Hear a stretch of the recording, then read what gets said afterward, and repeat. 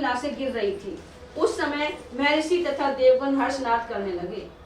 तदंतर वायु के समान तीव्र वेग वाले घोड़े पर सवार हो, हाथ में तीखी शक्ति लिए नरांतक वानरों की भयंकर सेना में उसी तरह घुसा जैसे कोई मत्स्य महासागर में प्रवेश कर रहा हो। उस महाकाय इंद्रद्रोही वीर निशाचर ने चमचमाते हुए भाले से अकेले ही 700 वानरों को चीर डाला और क्षण भर में वानर यूथपतियों की एक बहुत बड़ी सेना का संहार कर डाला। घोड़े की पीठ पर बैठे हुए उस महामनस्वी वीर को विद्याधरों और महर्षियों ने वानरों की सेना में विचरते देखा। वह जिस मार्ग से निकल जाता वही धाराशायी हुए पर्वताकार वानरों से ढका दिखाई देता था और वहां रक्त और मांस की कीच मच जाती थी।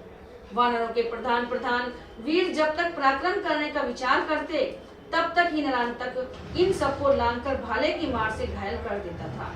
जैसे दावानल सूखे जंगलों को जलाता है, उसी प्रकार प्रज्वलित प्रास लिए नरांतक युद्ध के मुहाने पर वानर सेनाओं को दग्ध करने लगा।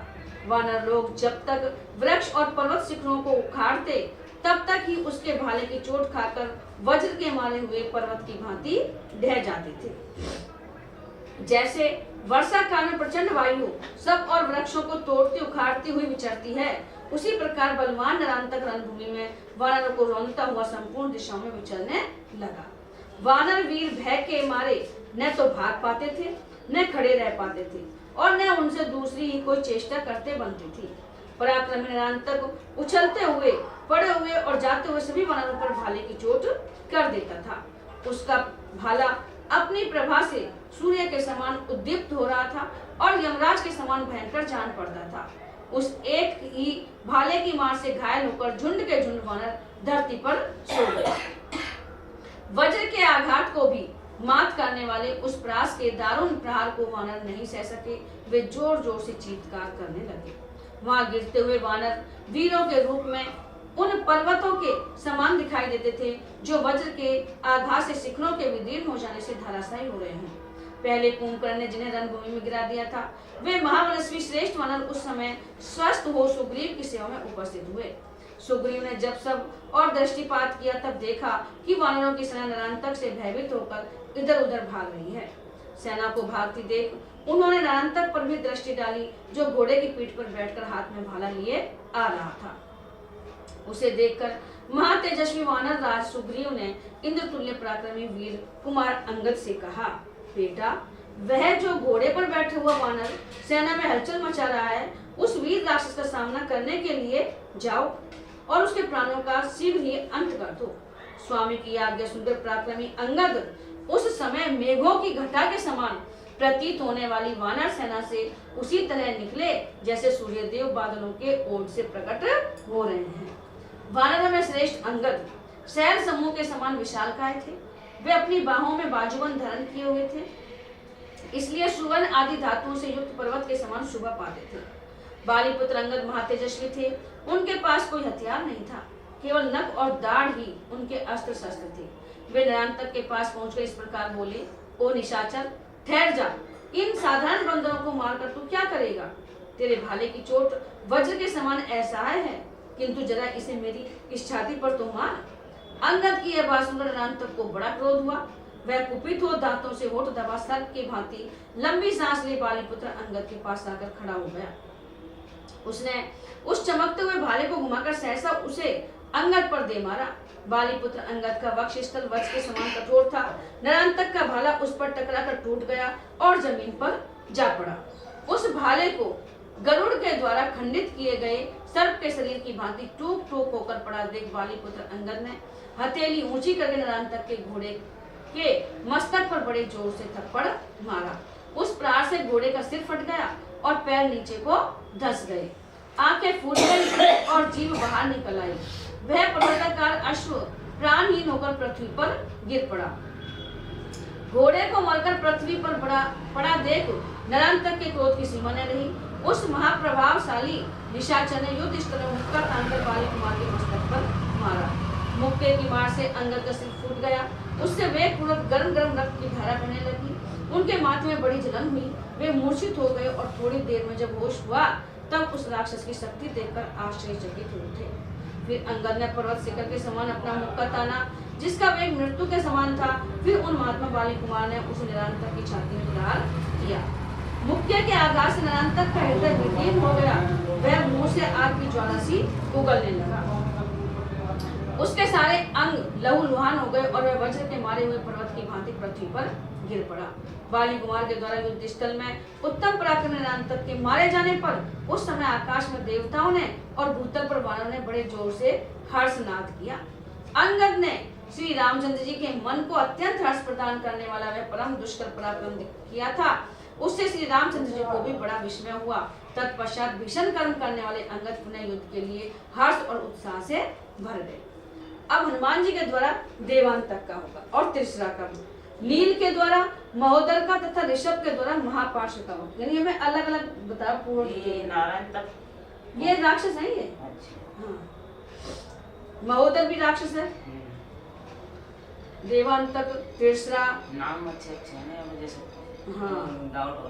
हाँ, ये राक्षसों के नाम है। नरांतक, महोदर, त्रिशरा। अब ये और मामा खाना है इतना बड़ा, मैं पूरा एक एक को बताया राक्षसों में कौन है कौन मारो। नील ने नारांतक को मारा गया। देख देवांतक, पुलस्त्य, कुलनंदन, त्रिशरा और महोदर, ये इनका ही तो भाई बंदा है, चाचा था उनका, रावण का। हाँ, ये श्रेष्ठ राक्षस हाहाकार करने लगा।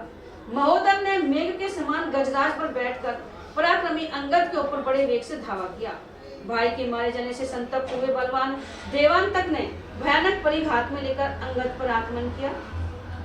इस प्रकार वीर त्रिशरा उत्तम घोड़ों से जुटे हुए सूर्य तुल्य तेजस्वी रथ पर बैठकर बाली कुमार का सामना करने के लिए आया।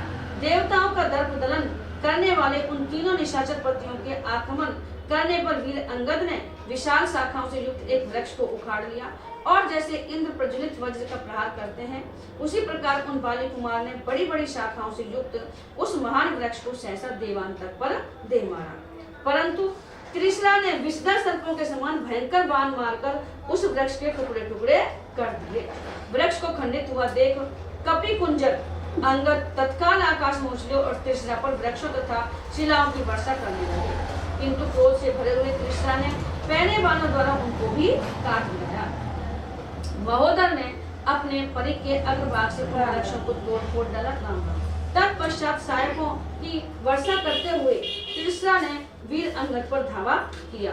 साथ ही कुपित हुए महोदर ने हाथी के द्वारा आक्रमण करके बाली कुमार की छाती में वज्र तुल्य तोमरों का प्रहार किया।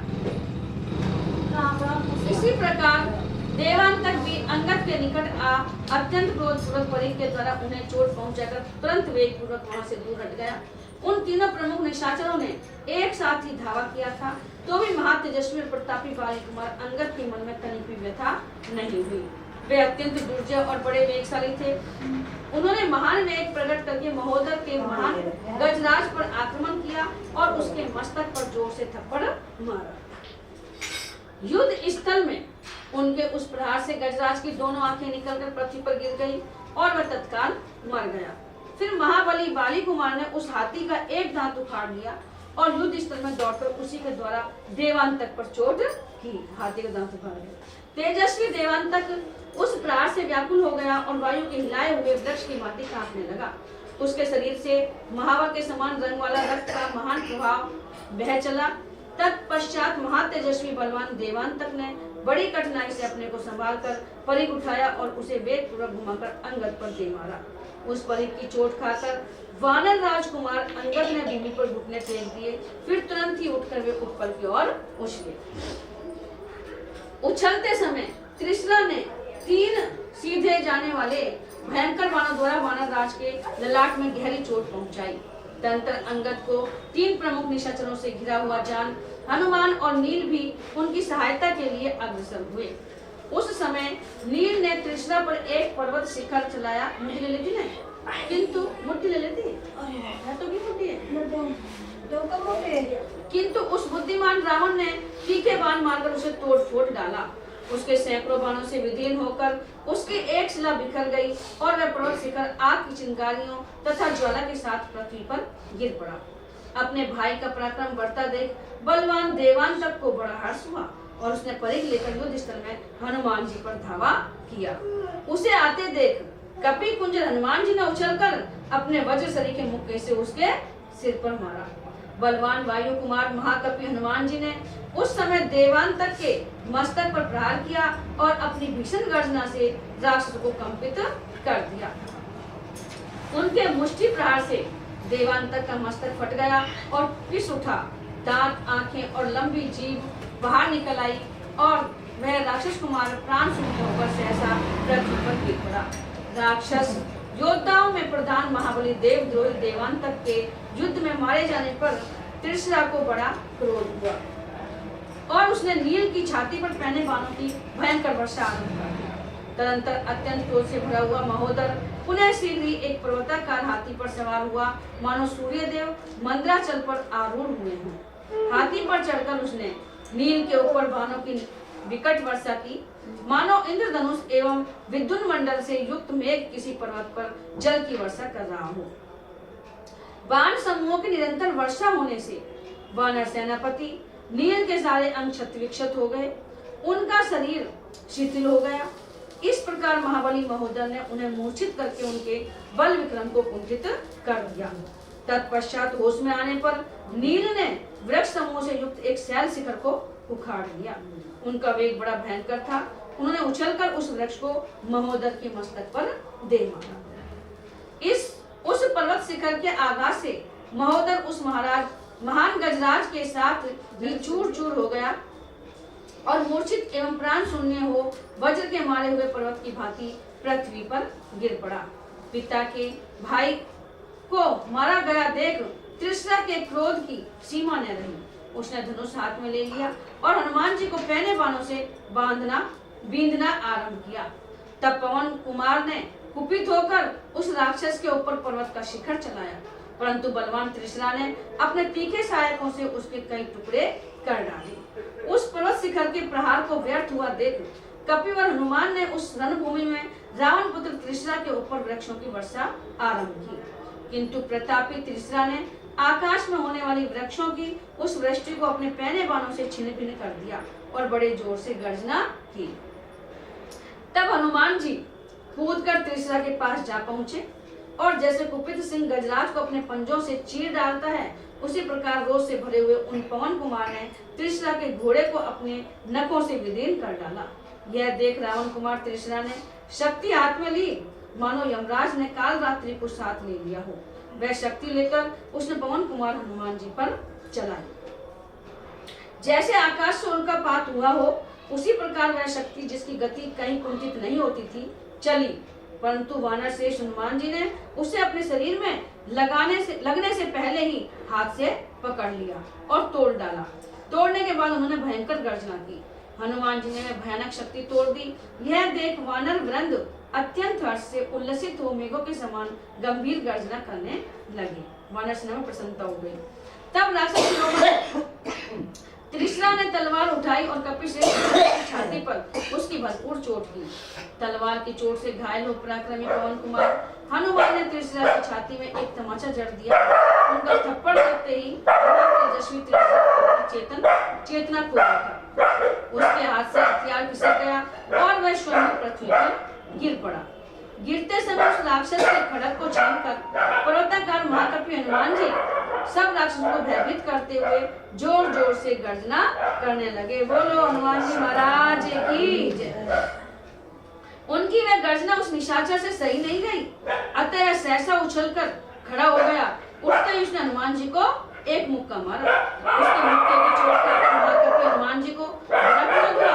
कुपित होने पर उन्होंने उस राक्षस का मुकुट मंडित मस्तक पकड़ लिया। फिर तो जैसे पूर्व काल में इंद्र ने त्वष्टा के पुत्र विश्व रूप के तीनों मस्तकों को वज्र से काट गिराया था, उसी प्रकार कुपित हुए पवन पुत्र हनुमान ने रावण पुत्र त्रिशरा के किरीट और कुंडलों सहित तीनों मस्तकों को तीखी तलवार से काट दिया। उन मस्तकों में सभी इंद्रियां विशाल थी। उनकी आंखें प्रज्वलित अग्नि के समान उद्दीप्त हो रही थी। उस इंद्रद्रोही त्रिशरा के वे तीनों सिर उसी प्रकार पृथ्वी पर गिरे जैसे आकाश से तारे टूटकर गिरते हैं। देवद्रोही त्रिशरा जब इंद्रतुल्य पराक्रमी हनुमान जी के हाथ से मारा गया, त्रिशरा हो गया तब समस्त वानर हर्षनाद करने लगे, धरती कांपने लगी तथा राक्षस चारों दिशाओं की ओर भाग चले। त्रिशरा और महोदय को मारा गया देख और दुर्जय वीर देवांतक एवं निरंतक को भी काल के गाल में गया हुआ जान अत्यंत अमर्षशील राक्षस शिरोमणि महापार्श्व कुपित हो गया। उसने एक तेजस्वी गदा हाथ में ली जो संपूर्णतः लोहे की बनी हुई थी। अब महापार्श्व आ रहे युद्ध के लिए। उस पर सोने का पत्र जड़ा हुआ था। युद्ध स्थल में पहुंचने पर वह शत्रुओं के रक्त और मांस में सन जाती थी। उसका आकार विशाल था, वह सुंदर शोभा से संपन्न शत्रुओं के रक्त से तृप्त होने वाली थी। उसका अग्रभाग तेज से प्रज्वलित होता था, वह लाल रंग के फूलों से सजाई गई थी तथा ऐरावत, पुंडरीक और सार्वभौम नामक दिग्गजों को भी भयभीत कर रही थी। उस गदा को हाथ में लेकर उससे भरा हुआ राक्षस शिरोमणि मत्त महापार्श्व प्रलय काल की अग्नि के समान प्रज्वलित हो उठा और वानरों की ओर दौड़ा। तब ऋषभ नामक बलवान वानर उछलकर रावण के छोटे भाई महापार्श्व के पास आ पहुंचे और उसके सामने खड़े हो गए। पर्वताकार वानर भी ऋषभ को सामने खड़ा देख कुपित महापार्श्व ने अपनी वज्र तुल्य गदा से उनकी छाती पर प्रहार किया। उसकी उस गदा के आघात से शिरोमणि ऋषभ का वक्ष स्थल क्षत हो गया। वे कांप उठे और अधिक मात्रा में खून की धारा बहाने लगे। बहुत देर के बाद होश में आने पर वानरराज ऋषभ कुपित हो उठे और महापार्श्व की ओर देखने लगे। उस समय उनके होठ फड़क रहे थे। वानर वीरों में प्रधान ऋषभ का रूप पर्वत के समान जान पड़ता था। वे बड़े वेगशाली थे। उन्होंने वेग पूर्वक उस राक्षस के पास पहुंचकर मुक्का ताना और सहसा उसकी छाती पर प्रहार किया। फिर तो महापार्श्व जड़ से कटे हुए वृक्ष की भांति सहसा पृथ्वी पर गिर पड़ा। उसके सारे अंग रक्त से नहा उठे। इधर ऋषभ उस निशाचर की यमदंड के समान भयंकर गदा को शीघ्र ही हाथ में लेकर जोर जोर से गर्जना करने लगे। देवद्रोही महापार्श्व 2 घड़ी तक मुर्दे की भांति पड़ा रहा। फिर होश में आने पर वह सहसा उछलकर खड़ा हो गया। उसका रक्त रंजित शरीर संध्या काल के बादलों के समान लाल दिखाई देता था। उसने वरुण पुत्र ऋषभ को गहरी चोट पहुंचाई। उस चोट से ऋषभ मूर्छित होकर पृथ्वी पर गिर पड़े। 2 घड़ी के बाद होश में आने पर वे पुनः उछलकर सामने आ गए और उन्होंने युद्ध स्थल में महापार्श्व की उसी गदा को, जो किसी पर्वतराज के चट्टान के समान जान पड़ी थी, घुमाकर उस निशाचर पर दे मारा। उसकी उस भयंकर गदा ने देवता, यज्ञ और ब्राह्मण से शत्रुता रखने वाले उस रौद्र राक्षस के शरीर पर चोट करके उसके वक्ष स्थल को विदीर्ण कर दिया। फिर तो जैसे पर्वतराज हिमालय गेरू आदि धातुओं से मिला हुआ जल बहाता है, उसी प्रकार वह भी अधिक मात्रा में रक्त बहाने लगा। उस समय उस राक्षस ने महामना ऋषभ के हाथ से अपनी गदा लेने के लिए उन पर धावा किया, किंतु ऋषभ ने उस भयानक गदा को हाथ में लेकर बारंबार घुमाया और बड़े वेग से महापार्श्व पर आक्रमण किया। इस तरह उन महामनस्वी वानर वीर ने युद्ध के मुहाने पर उस निशाचर की जीवन लीला समाप्त कर दी थी। अपनी ही गदा की चोट खाकर महापार्श्व के दांत टूट गए और आंखें फूट गई। वह वज्र के मारे हुए पर्वत शिखर की भांति तत्काल धराशायी हो गया। जिसकी आंखें नष्ट और चेतना विलुप्त हो गई थी, वह राक्षस महापार्श्व जब गताई होकर पृथ्वी पर गिर पड़ा, तब राक्षसों की सेना सब और भाग चली। रावण के भाई महापार्श्व का वध हो जाने पर राक्षसों की वह समुद्र के समान विशाल सेना हथियार फेंककर केवल जान बचाने के लिए सब और भागने लगी, मानो महासागर फूटकर सब और बहने लगा हो।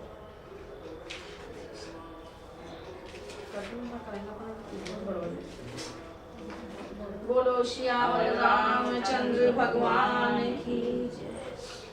श्री गुरु चरण सरोज रज निज मन मुकुर सुधार।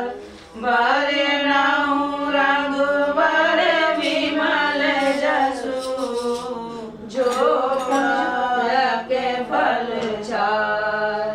बुद्धिहीन